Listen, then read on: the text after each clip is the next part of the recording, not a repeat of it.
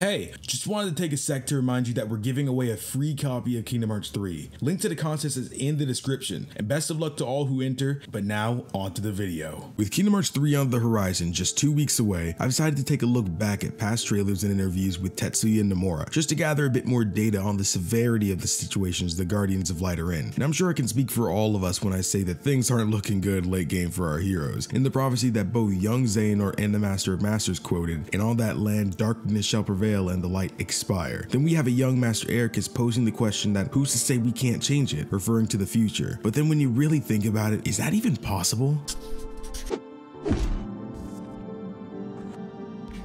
Now let's take a sec to see how that prophecy came to be. In the age of fairy tales, more commonly known as the Kingdom Hearts Key era, the original Keyblade wielder known as the Master of Masters had numerous students who he trained in the art of the Keyblade, but one of those students, who we know to be Luciu, was given 2 roles a day before the mysterious disappearance of the Master of Masters, one being to stick with the strange box but to never open it, and 2, to take his Keyblade and pass it down to his future student and then them to the next. The reason for that being is that the Master embedded his own eye into the Keyblade, and thanks to his ability to see into the future because of his eye, it's allowed him to write the events of the future, making the Book of Prophecies. The quote being from the Book of Prophecies means that it's not written there because it's just a feeling he has, or it's a guess. The Master of Masters witnessed the darkness prevail and the light expire. When gazing into the future, he's seeing what will take place during the events of Kingdom Hearts 3. But keep in mind though, the Guardians of Light contain some of the most, if not the most, powerful Keyblade wielders to ever live. So the likelihood of someone dying may not seem possible,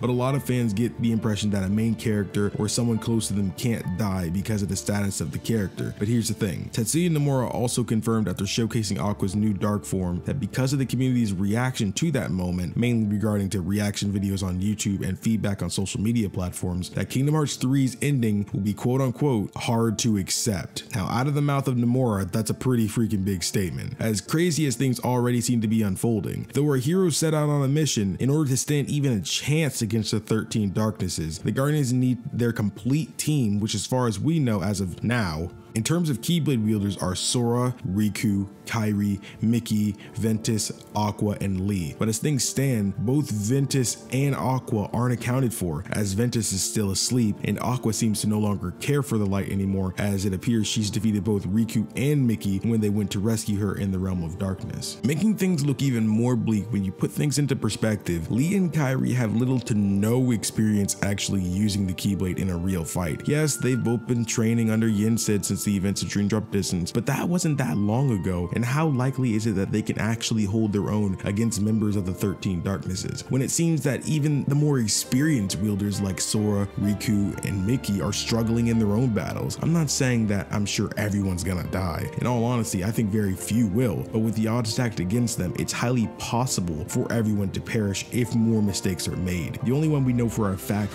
won't die, as he's been confirmed by Nomura to remain the protagonist of Kingdom Hearts after Kingdom Hearts 3, is Sora. When you think of things like that, the next saga could mainly focus on and revolve around getting all of his friends back. Like say for example, his friends didn't die, but were rather turned into more vessels of xehanort. I could definitely see that coming into play for a future saga while simultaneously introducing more characters to help Sora in his mission. Though I know Kingdom Hearts 3 is supposed to be the conclusion of the Dark Seeker saga, we already know that the Master of Masters apparently will not be showing up in Kingdom Hearts 3, who is directly tied to the Dark Seeker saga, so we don't really know what to expect after Kingdom Hearts 3. If I were to go ahead and take a guess on who is the most likely to die out of our Guardians, I'm most inclined to believe Riku would be someone who'd end up sacrificing himself trying to protect Sora or another loved one. I'm sure Riku isn't someone just to throw his life away, but if he's able to save someone else, I feel he'd be okay with how he'd go out, as in a sense he's paying for the sins he's committed by succumbing to darkness once and hurting those he cared about. Another person I could see dying could possibly be Lee, as it seems he's always been the one getting the short end of the stick. If you think Lee's experiences throughout the series on the surface may seem like he's gone through the least, but in actuality, his 2 best friends, one dying and being forgotten, and the other losing all the memories they had together, and after having numerous falling outs with them beforehand, all Lee wanted to do was the same thing that they wanted, and that's just to enjoy the days they had together. But the curiosity of their origins, which Lee knew would bring the destruction of their fun days, still inevitably occurred. Though both his friends are gone now, he has to remember all those times they had together alone. I know dying is considered worse, but living while suffering is pretty torturous too. But in the end, if Lee gets to reunite with his loved ones before dying, I'm sure he'll be glad he got to see them one last time beforehand. But hey, at the end of the day,